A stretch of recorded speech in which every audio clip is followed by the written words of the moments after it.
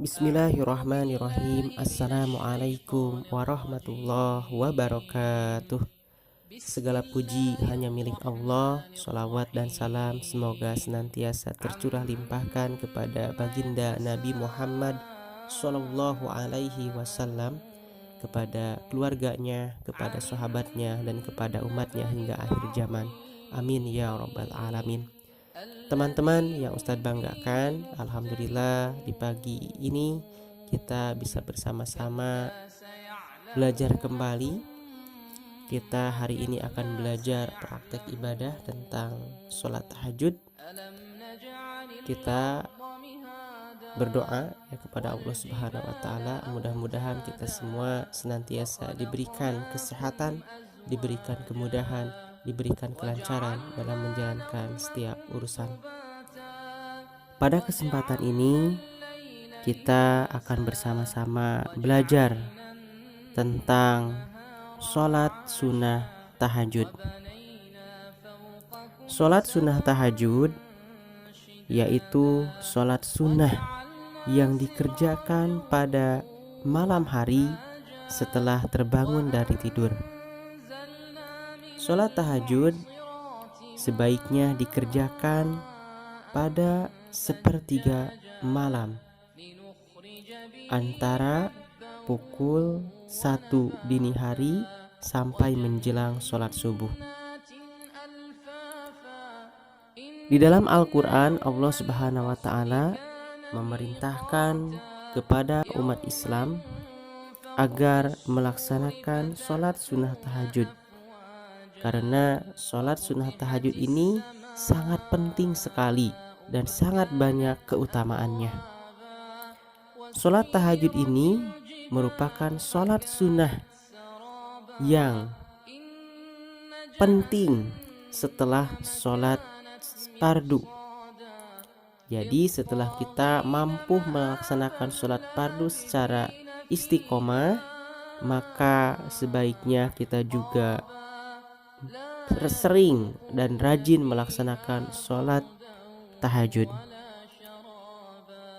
Allah memerintahkan kita untuk melaksanakan sholat tahajud terdapat di dalam Quran surah Al-Muzammil ayat 1 sampai ayat 4. A'udzu billahi minasyaitonir rajim. Bismillahirrahmanirrahim.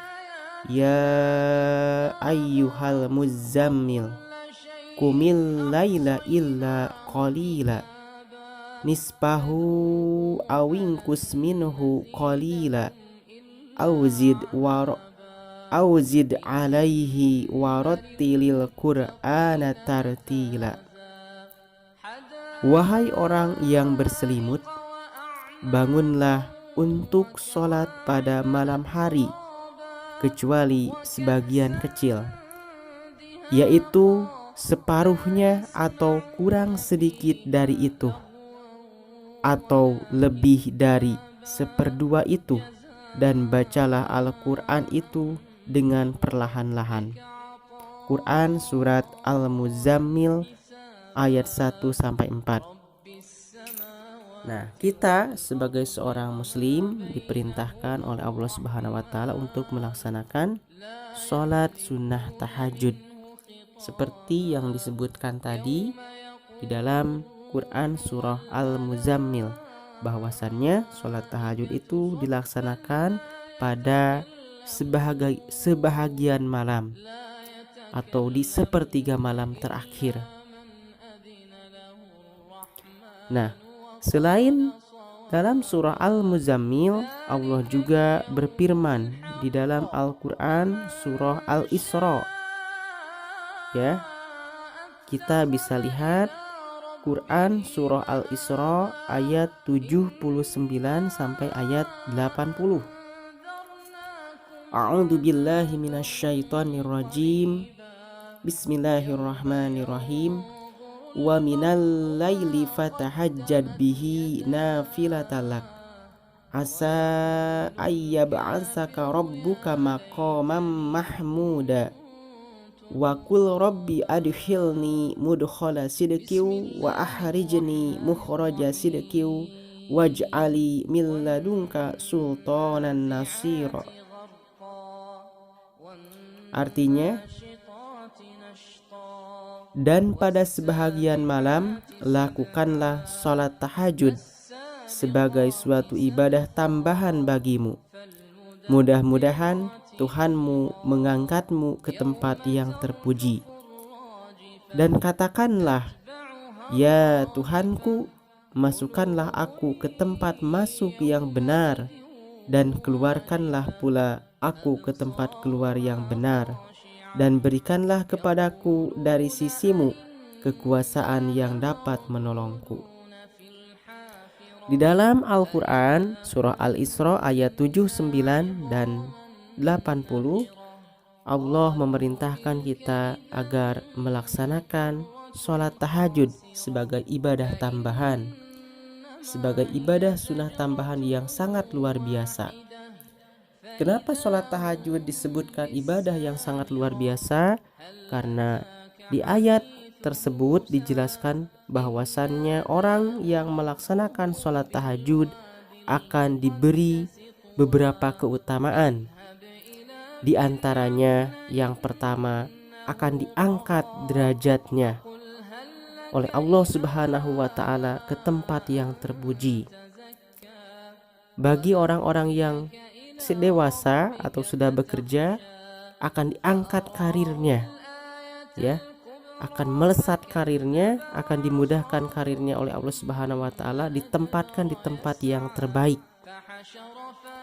Kemudian ketika sudah meninggal, ya, orang yang sering sholat tahajud tentunya akan diangkat derajatnya, akan ditempatkan di tempat yang terbaik, yaitu di surga Allah Subhanahu wa Ta'ala. Yang kedua, keutamaan berikutnya yang kedua, akan dibimbing oleh Allah dalam melaksanakan urusannya.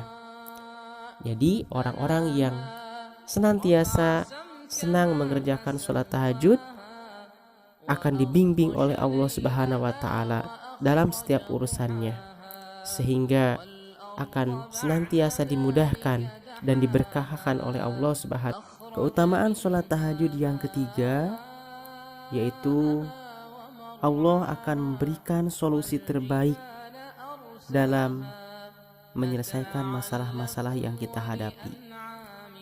Ketika kita dihadapkan dengan masalah-masalah yang berat, masalah apapun itu, ya, segeralah kita laksanakan sholat tahajud di malam hari, yang mudah-mudahan Allah bisa memberikan petunjuk solusi kepada kita. Kemudian yang keempat, Allah akan memberikan pertolongan kepada orang-orang yang senantiasa melaksanakan dan menjaga sholat tahajud. Selanjutnya kita akan mempelajari cara melaksanakan sholat tahajud. Sholat tahajud dilaksanakan pada malam hari setelah bangun tidur.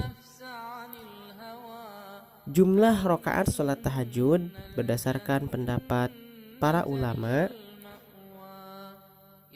ada yang menyebutkan sholat tahajud itu dilaksanakan sebanyak 2 rakaat.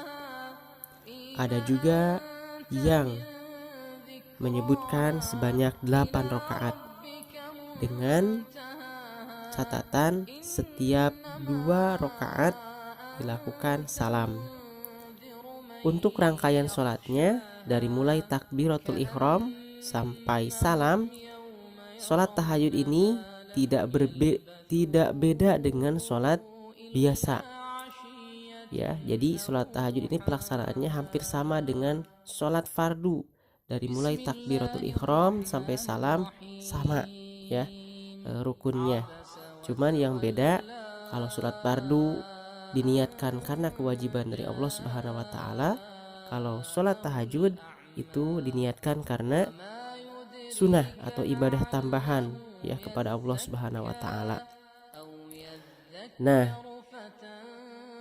setelah kita tahu pelaksanaannya, ya, biasanya setelah sholat tahajud kita disarankan untuk berdoa, ya, meminta atau berdoa kepada Allah Subhanahu wa taala. Dalam Al-Qur'an surah Al-Isra ayat 80 ya, doanya sudah dicontohkan. Di situ bisa kita baca ya, bismillahirrahmanirrahim.